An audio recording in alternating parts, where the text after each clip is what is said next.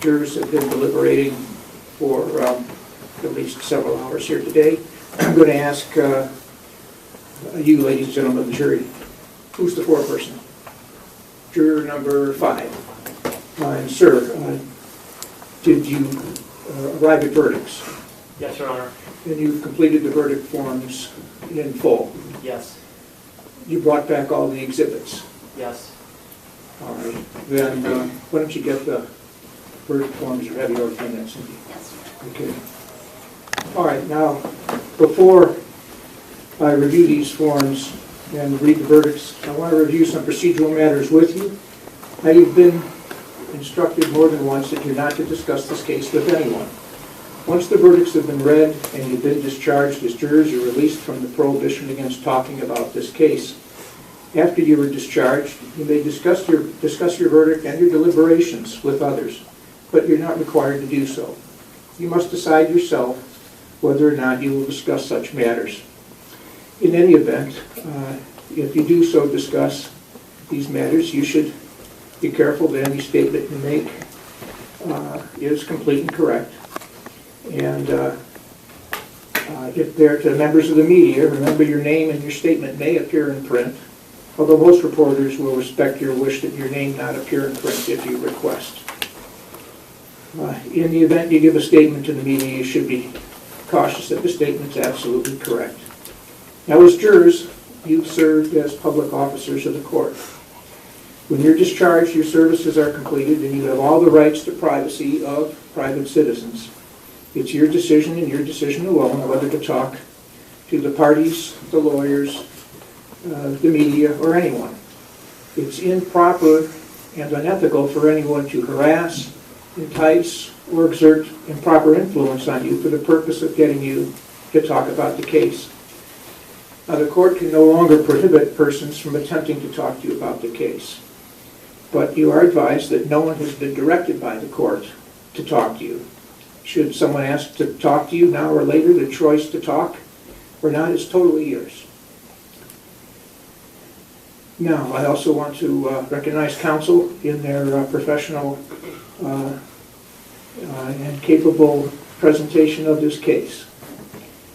My next statements are addressed to those of you in the back of the courtroom. The court's well aware that several of you are justifiably emotionally involved in the jury's verdicts. The proceedings in the court, however, don't end with the reading of the verdicts. There may be matters for the attorneys to raise or the court to address before the jury is discharged. I'm directing that you refrain from any discussions or conversations until the jury is discharged and any statements are made for the record by counsel and court is adjourned. I'm advising you, too, that all of you, from this point in the proceedings forward, no one's permitted to leave the courtroom until the jury is discharged. Any statements are made for the record by counsel and court is adjourned. If anyone needs to leave, please do so now. I'll also direct that you're not to leave the courtroom until the defendant, if there are guilty verdicts, is escorted out of the courtroom and you are released by the bailiff.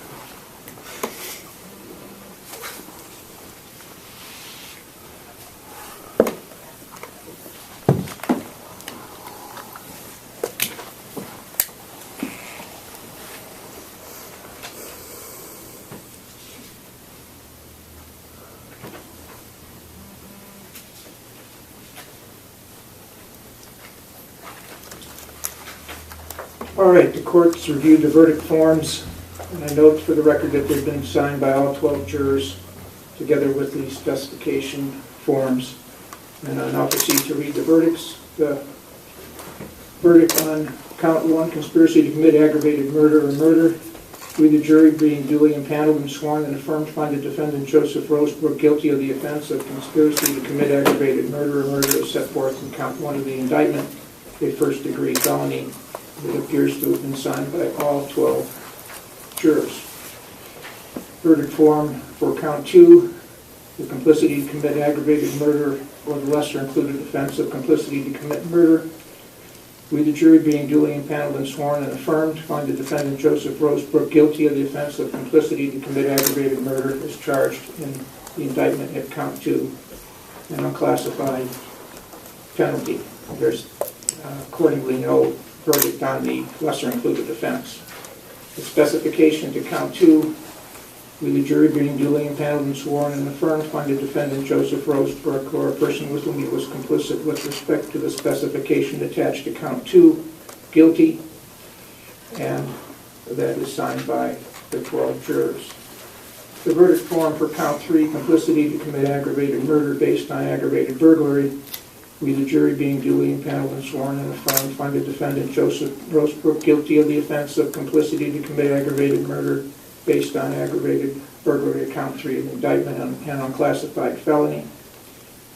And the specification to count 3, where the jury being duly impaneled and sworn and affirmed, find that Joseph Rosebrook or person with whom he was complicit with respect to the specification attached to count 3 guilty, and that appears to be signed by all 12 with respect to both the verdict and the specification.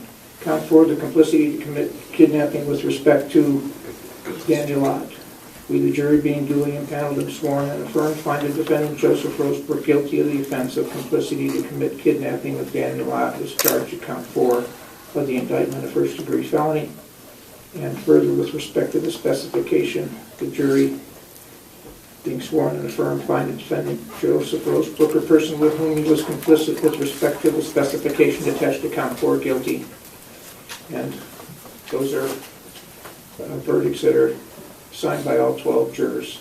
The last and 5th count, the verdict with respect to the kidnapping, the complicity to commit kidnapping with respect to Mary Ann Ricker, recites that we, the jury being duly impaneled and sworn and affirmed, find the defendant Joseph Rosebrook guilty of the offense of complicity to commit kidnapping of Mary Ann Ricker. And the specification, the jury sworn and affirmed finds Joseph Rosebrook or person with whom he was complicit with respect to the specification attached to count 5 guilty, and it, as well as the that entire verdict for count 5 and specification is signed by all 12 jurors. Now, ladies and gentlemen, I'm going to pause one moment and request if either of the parties to the case wish to have the jury poll the state of Ohio. No, Your Honor, thank you. Defense. No, Your Honor. Ladies and gentlemen, on behalf of the public, the parties, and on my own behalf, I want to express sincere appreciation for your service in performing this vital and important function. I firmly believe our legal system is the finest in the world, thanks in part to the willingness of people like you to perform their legal and civic duty. You had a difficult task. The choices were difficult. They were not easy. All of us recognize how hard it is to make decisions that affect people's lives. The court does revoke the defendant's bond and set sentencing for October 6th at 1:30 p.m.